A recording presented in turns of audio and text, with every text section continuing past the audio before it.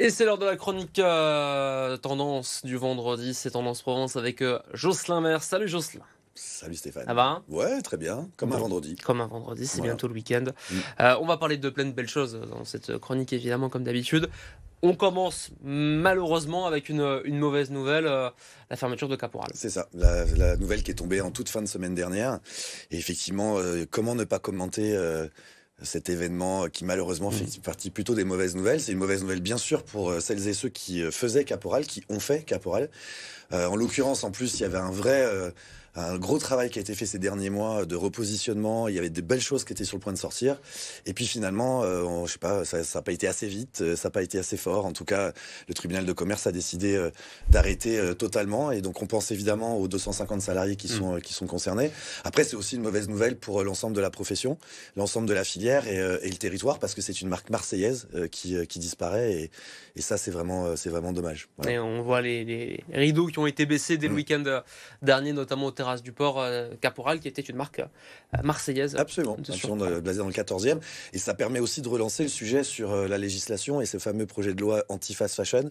Parce que c'est forcément, dans notre lecture, c'est forcément un dommage collatéral du fait que les Chinois comme Shein ou Temu inondent littéralement le marché et créent des conditions très compliquées pour des marques comme Caporal de résister sur le marché. Voilà. Il y a malgré tout un secteur qui reste dynamique chez nous en Provence. Absolument. Il y a des choses qui se lancent, qui s'ouvrent. Ouais, dans la même semaine, en fait, c'est un hasard évidemment, c'était pas prévu, mais on vient de faire les Journées des métiers de la mode. C'est un événement annuel que FASC organise. C'était la 4e année qu'on l'organisait. Ouais. Donc hier et avant-hier, on a quelques images.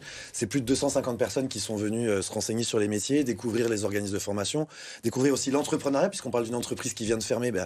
J'ai envie de dire, heureusement, la vie est ainsi faite que au même moment où des entreprises disparaissent, il y en a d'autres qui naissent. Ouais. Et il y a beaucoup de porteurs de projets, beaucoup de petits créateurs, comme on les appelle souvent.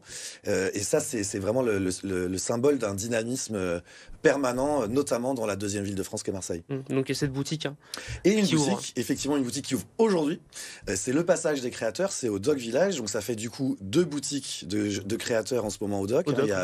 Il y a Kiss Die by Fasc en face de Cave Home, et on a désormais à partir d'aujourd'hui le passage des créateurs en face de la Maison Yellow, le lieu dédié à Ricard, avec alors de la mode, mais j'en ai pas amené parce que il y a beaucoup de prêt-à-porter femmes et non pas d'hommes, donc on aurait eu l'air un peu idiot toi et moi avec du prêt-à-porter femmes.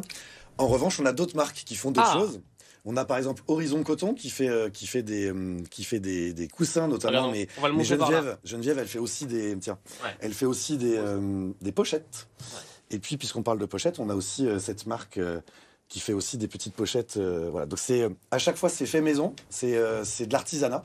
Et puis, puisque je parle d'artisanat, on a Claude qui fait Aigle Bleu et qui nous a offert à toi et à moi un bracelet. Donc, je t'offre celui qu'elle a fait pour toi. Ah, c'est gentil.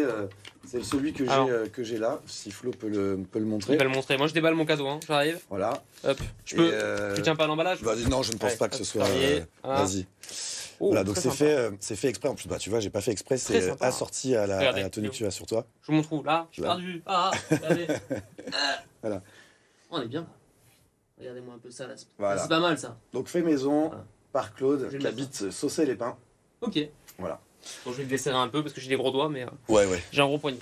Et puis, pour finir, il y a un petit événement à la montagne. Ouais, un événement. Alors, comme c'est les vacances, à partir de ce soir, pour ceux qui peuvent partir en vacances, c'est aussi beaucoup de stations qui ferment pour la saison. C'est la fin de la saison.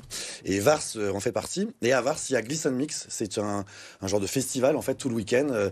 On mélange la musique et l'aspect caritatif, puisque c'est au profit du fonds de dotation de l'APHM, donc l'Assistance publique hôpitaux de Marseille, et qui tous les profits de ce week-end vont permettre de financer des actions en faveur des jeunes, des enfants qui sont atteints de cancer. Ouais. Voilà, donc si on a le temps, si on a la possibilité de faire un saut à Vars ce week-end, eh bien on pourra contribuer justement à cette œuvre-là, à cette cause. Bon, c'est pas mal.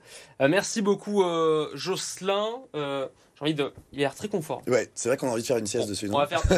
Je peux tester? Je vais tester ça. Je sais qu'on va être en retard encore, je vais encore me faire engueuler. Ouais, voilà, qu'est-ce qu'il fait? Ah oui. Ah oui.